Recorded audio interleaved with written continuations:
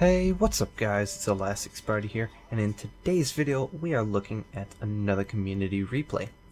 This time we have a community replay from BIAworld3. He is part of the MIA clan, and we are going to be seeing him play the Yamato. This is a really good game, and I enjoyed it for several reasons. But yeah, I hope you guys enjoy the replay. Before we get started here, if you would like to send us a replay, send it to BIAworldofwarships@gmail.com. Please include the screenshots, the replay itself, as well as a short description of what occurred in the battle. And if you would like to, send in your captain perks as well as your modules. Second salvo of the day, and we get a nice 25 grand salvo and a citadel as well on the rune. So I would assume, well, again, actually, one more thing. Before we get started too much into the replay, I know that was a very nice second salvo. I would like to apologize for any microphone problems I am having. I currently got back from work not too long ago and turned on my computer, hopped on Discord, started talking with Sneaky, and he was like, "You sound like you have a harmonica in the background." And it just progressively got worse and worse and worse, and I ended up listening back to myself, and it sounded like a harmonica was just playing in front of my microphone so bad that I could Sneaky could not even hear me. I tried a lot of different things. Most of them didn't work all that much. Hopefully it doesn't sound too bad here, but I do apologize for that, and please forgive me. I will try and get that fixed as soon as possible. So back to the replay though. BIAworld, I would assume, is running the accuracy mod based on his 7.7 kilometer secondary range. I would also assume that he is running a reload with, I believe, around 25 second reload. Maybe it was 26. I would definitely assume that. Nice 7 grand hit on that. I think it was a Akatsuki, maybe. But it was a very nice hit nonetheless. Has to turn in front of the silent for this Kurfürst. He's probably going to take a big hit here, but the Kurfürst actually aims short and a little behind. Had he aimed towards the front guns, more towards the bow, he would have actually gotten a very nice hit. BIAworld's salvo is not bad. That's a little bit better where you want to aim, and that's a nice 21 grand salvo. Unfortunately, no citadels. That's one of the few times you can actually get a citadel on the German battleships, is when they expose their underside. That allows you to, you know, kind of bypass that that turtleback armor. That's not a guarantee, but it does help a little bit. Shoots right through the bow into the first turret. Does a nice 14 grand. And secondaries are going mad, doing a nice job of staying angled on him. A lot of those look like they were superstructure hits, but by staying angled, he mitigates almost all the damage that could have been done to him, and that almost kills him. Let's try not to ram. That would be a very interesting way to start the replay now, wouldn't it? It doesn't look like BIAworld's looking for that. Two big boys slugging it out here in the first seconds of the game. Kurfürst can't aim low enough for his rear guns. BIAworld shoots, and that's a nice citadel to the back, and it looked like shooting straight through the aft end of the ship. Don't have to worry about the turtleback, and he gets the kill outright. 110 grand. Still not out of the woods yet though. We're looking at a gearing 7 kilometers from us. His engine is out and doesn't look like either he's got concealment or he just shot recently or something, because he is still spotted. And there's another nice 2 overpens for nearly 3k damage. I will say, if he did have a secondary gun module, or even a partial secondary build, something like I bet he probably has AFT, but he might have been able to get a little bit of damage, if not kill that gearing, if he did have a secondary build or a partial secondary build. I personally haven't played the Yamato in a long time. I don't really like its playstyle anymore in the current meta. You do a lot of this, sitting bow on, reversing, and that's kind of how the Yamato has always been played, but I find that in today's meta, I don't like sitting bow on very much at all. It's a very stagnant way to play, and if an enemy team does decide to push you, you're pretty much good as dead, as long as assuming you don't get smoke or something like that. Killing blow on the rune is just a little bit behind. That's a bit unfortunate. But the Akazuki looks like we'll actually get him, and we will. First destroyer killed, and that goes to the that adds to the total of a two ships killed. Looking to add a third on the rune. Hopefully we've adjusted a little bit, and we should be getting this kill. Shells are looking good. Oh, 2 overpens. So close. Rune looks like he's popping his heal as well, so we're probably going to have a nice good salvo on him to finish him off. Bit unfortunate there. Omagi, shown about 50 degrees. Looks like he was turning out as well. See if we can't do some decent damage. Back turrets are going out on the St. Louis, and that's a Citadel, 20 grand. I'm liking that. And then another 5 grand. Ooh, voice crack. Another 5 grand on the St. Louis. You guys saw what he did there, though. Very good use of the turret. If you are going to be playing the Yamato or any battleship, you don't always need to angle at a target and have all your guns being able to shoot at him at once. As you did see there, B-Doyle, he shot his front 2 guns at the Amagi, and he's kind of multitasking with his 3rd gun. That's a good way to play the Yamato. That's probably one of the best ways to play the Yamato if you are going to be playing bow on.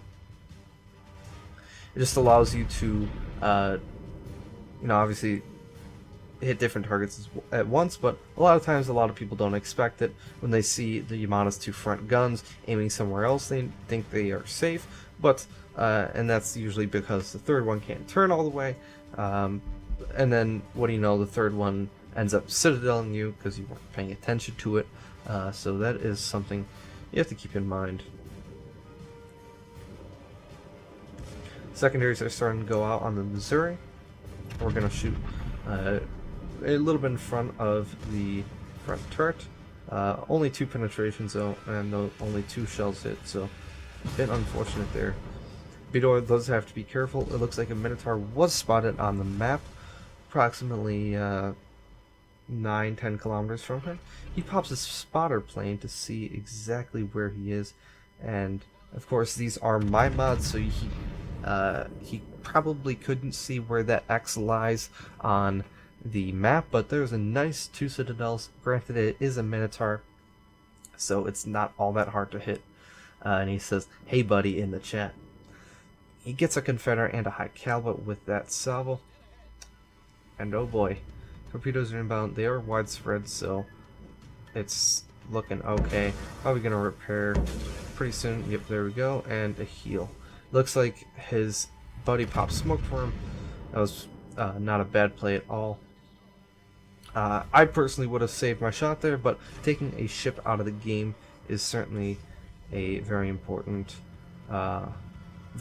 thing as well. So, and that's pretty much spur of the moment type of thing. You see another ship that needs to be killed. It's a battleship. The Minotaur, you don't necessarily know how long his smoke has, so it's not that bad of a choice to make. Another 11k on the Amagi, who is doing a pretty good job of kiting and just delaying. Although he's not delaying against a lot though, because there is a gearing out in the northeast, and then a Missouri that's behind B-Doyle, so not too sure what he's kiting at, but he's doing a good job of it either way, staying away from the caps. Here my computer actually fell asleep while recording this, so I do apologize for that again, but it should come back shortly. Okay, so we're back. I do apologize for that, guys, but I'm gonna keep that. I'm probably gonna edit that out of the video, actually, or just fast forward. So we only did around 11k damage between then and now, but we see a Minotaur. He gets spotted, and he gets citadeled through the butt for the 5th kill of the day, and that earns us our Kraken as well.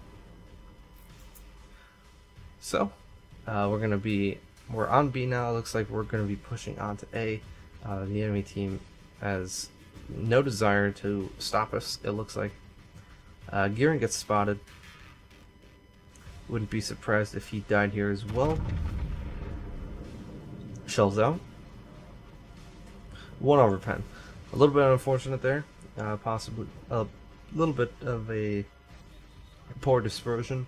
Thank you RNG for not killing him, but he's definitely on very low health. Probably around 1k. Looks like we can't dodge these torpedoes. But the important thing there was that he ate the 1 torpedo that he did on his belt, because obviously reduced damage, and it being a Yamato, that's a lot of reduced damage. If he eats that on the bow, he is more likely to flood, I believe.